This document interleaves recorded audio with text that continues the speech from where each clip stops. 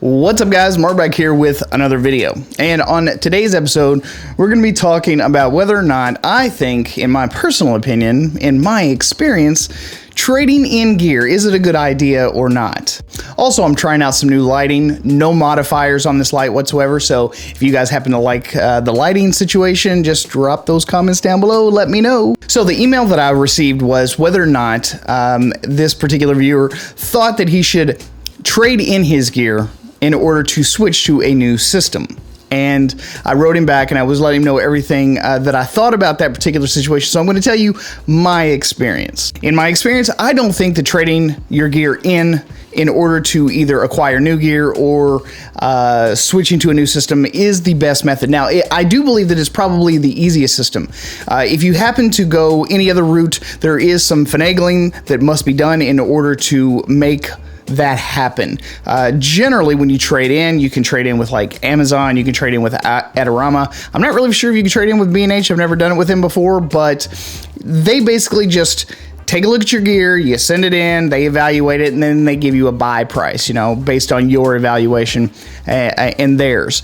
And generally, it is pretty damn low. So now that we've established that trading your gear in is the least profitable way in order to offload your gear, no matter how good of condition the gear might be in, it's just not a really good idea. The way that I have generally gotten rid or offloaded my gear was to just sell it outright to individuals. Craigslist, while it is somewhat a pain in the ass, let's just be honest, it sucks.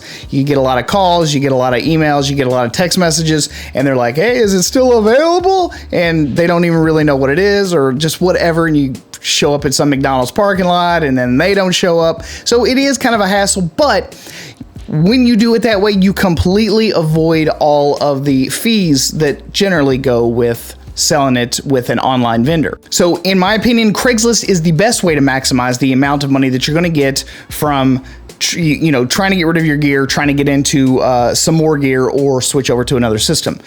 That being said, I find that if you want the largest potential base that you possibly can, if you want to find a large marketplace of people instead of just confining yourself locally and then having to drive and meet somebody, is either eBay or Amazon. Now, let me just start off by saying I absolutely hate eBay. Okay, especially if I'm the seller. If I'm the buyer, not only does eBay protect the buyer and PayPal protects the buyer, but, generally the transaction goes smooth. If you want something from someone, you can get it.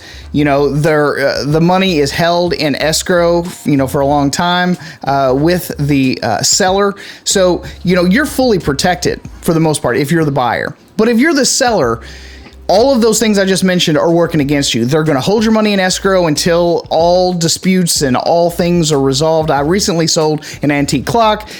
Very expensive. It happened to get broke.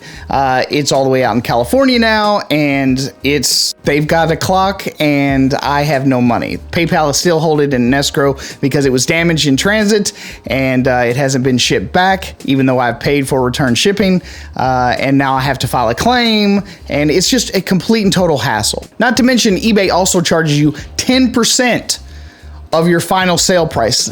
That is ridiculous. So the option that I generally go is I have a seller account on Amazon, which allows me to take a lot of what I own and then just repost it. If you check any of the ads, any of the product pages on Amazon, over there on the right, somewhere on the right-hand side, you'll see where it says, have, one of these to sell, click here or whatever. So if you set up a seller's account, I find that I get a worldwide base of people that would potentially want to buy the gear that I have, but the process is much easier, it's much smoother, you get paid faster, generally within a week, and with Amazon's A to Z guarantee, as long as you list no returns and you accurately describe the item that you have for sale, just like with eBay, as long as you are upfront and honest about what you have, the condition that it's in, it's generally a pretty smooth process. But again, Amazon will take some fees out of the final sale price, but they do it up front. They let you know exactly how much it's going to be,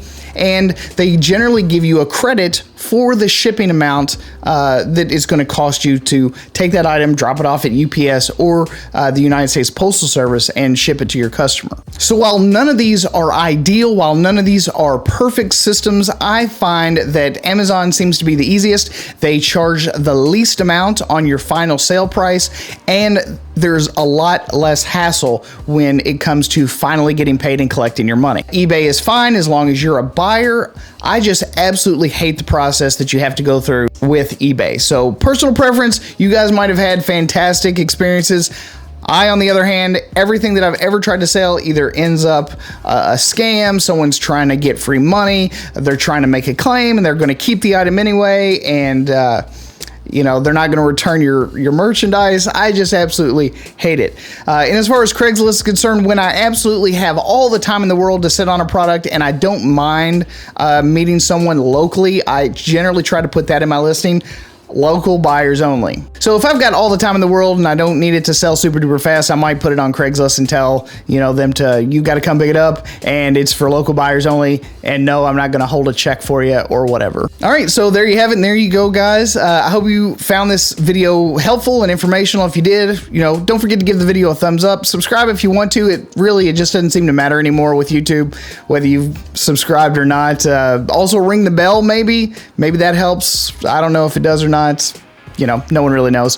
And also, don't forget to give me a comment on this light and let me know if it lit well, if it did all right in this video. At any rate, guys, thanks so much for stopping here and hanging out with me today. I'm your host, Mark Puckett, and I'm going to see you guys again on the next one.